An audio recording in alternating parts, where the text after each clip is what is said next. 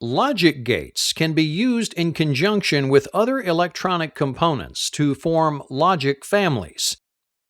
These circuits follow the rules of logic electric circuitry to perform electronic tasks. This logic family has 3 buttons: an AND a NAND logic gate, various power and grounding sources, an opto-isolator, a transistor, a motor, and a buzzer. Pressing button 1, 2, or 3 individually will cause either the motor to run, the buzzer to emit sound, or both to operate simultaneously. Let's look at it in more detail how each button independently operates the circuit. When no buttons are pushed, the output on the AND gate will be high because both inputs are high. Therefore, the opto-isolator LED is on, which causes the internal transistor to turn on. Subsequently, pin 5 goes low, causing the base of transistor Q1 to be low and therefore Q1 to be off. Thus, no current flows through to the motor.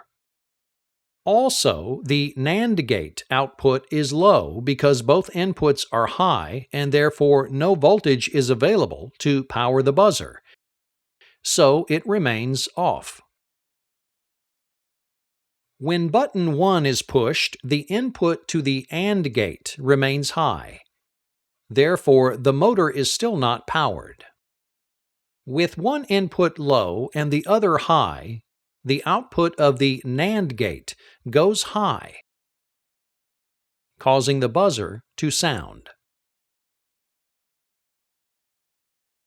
When button 2 is pushed, one input to the AND gate is low, and thus the output goes low, turning off the opto-isolator LED. This turns the internal transistor off, causing pin 5 to go high, and turning on transistor Q1. The motor now has a path for current to flow and begins to run. Concurrently, the output of the NAND gate is still low because both inputs are high, and the buzzer remains silent.